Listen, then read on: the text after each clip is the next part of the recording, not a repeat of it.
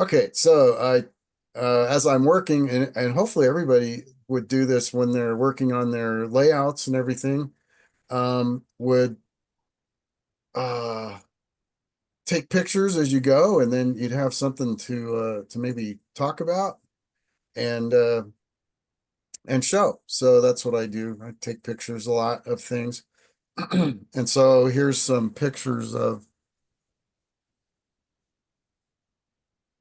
excuse me, voice already giving out. Of making some bench work here. So here's my layout under construction, and it's 17 by 11 HO. And for this talk, I've got this part of the yard, the main yard, the bench work built, and I'm working on getting tracks laid and things like that at this point. But this talk, I'll show building the bench work for this part. Um, so here's a cross section of there, and so the layout is 49 inches high to the plywood. That yard is 2 feet 4 inches wide, and there's enough room to put like cabinets and the work table underneath, and that's kind of one of the reasons why I built it pretty high in there. And so here is a front view and top view of the lumber uh, construction for that. And so the deal is, what I did was I cut this front piece here of a 1x4. It's all 1x4 grid, and that would be one long piece there. And then these are some 2x2 legs that would go there, and then everything would be screwed to the wall on this side. So the first section, this is an 8 foot piece in the back. And the reason why I didn't make 8 feet was I didn't want the joint in the front to hit where the turntable was. So I cut this down a little bit. And then that would make the ends real nice and clean as well. Um, and then over here in this corner, the valley is going to kind of head off in this direction a little bit. So you'll see there's a little bit of a cutaway kind of thing over here on that side. In this side, there's going to be another valley over here, but the plywood could go all the way over there. It doesn't, the valley doesn't quite kick in for a little more ways. So on the side, you can see, I tried to space these 1x4 stringers evenly, but I had to move this one a little bit to clear the turntable cut in, which worked. So that's going to fit perfect right there. And then here's the view of my work table, and I'll talk about that.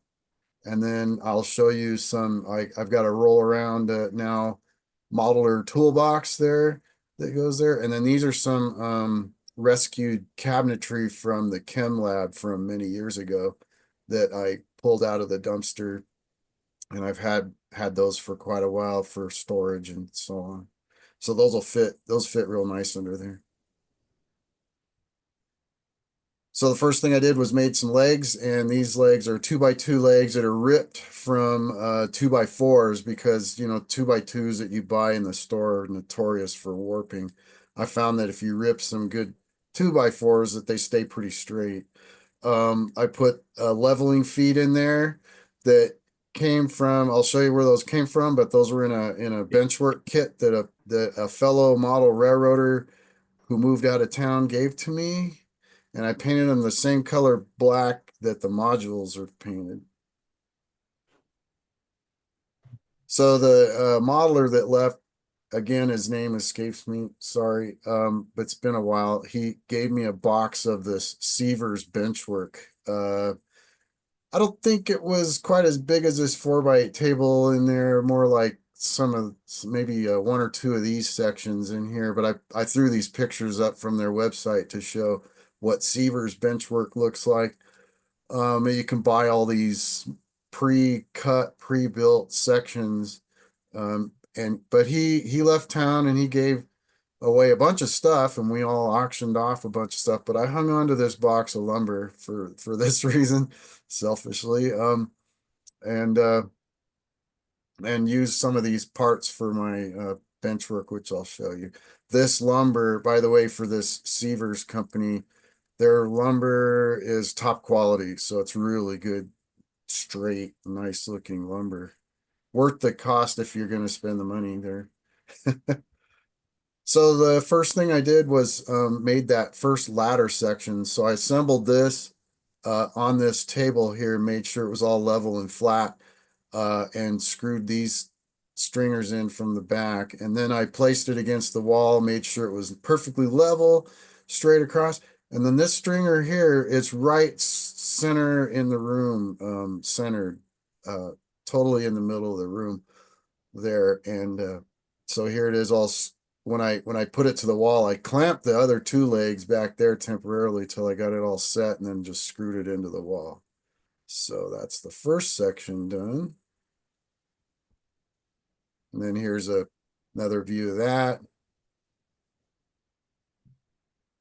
And you can see that Sievers, I used those cross pieces. I had to cut them a little bit to fit in there, but all nice drilled for wiring and really super straight lumber. This stuff here I got from Lowe's, so it's not quite as good, but it's okay when you go in there and pick everything out. So then on the west side of the yard, here's the additional section on the front and then the back to fit. And then there's a block back here that's glued and screwed, and that joint is almost can't see that joint there. It's nice and pretty looking there.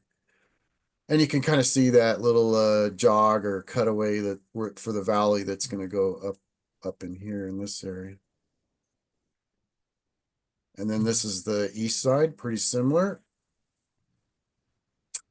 All the way to the wall. And here's the cabinets that I hadn't moved yet. They were over there. This was my workbench. I kind of miss it, but that's what price is going to be. Little top view of that corner on the west side.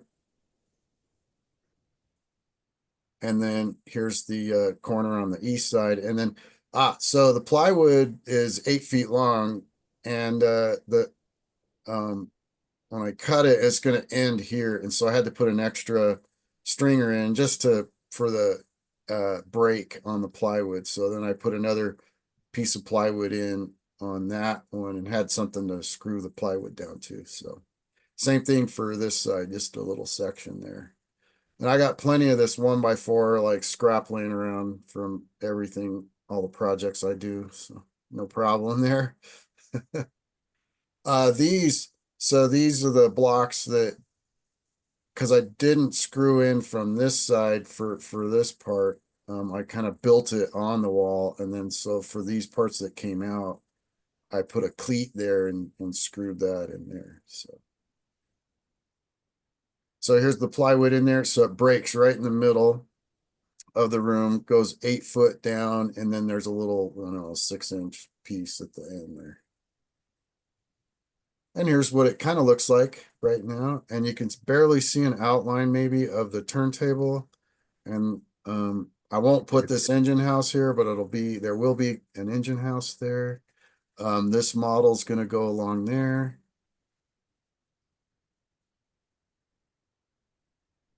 And then here's on the west side, there's a mine mill complex there, and I getting it placed here. And I decided I'm going to put 2 tracks here for this. Originally, this was designed for my 4x4 circle, where the tracks came around like that, and that's kind of why this kind of sticks out. But so that made it so, I could make this part here. This is where the concentrate will come out, and they'll load the box cars up, and then this will be where you get like coal and other ore delivered to the mill.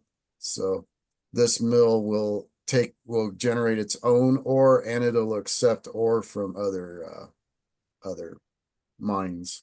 So that's where we are. Yeah, you can see that little piece back here. Extra plywood. So yeah, no, I'm working on laying out the track for that.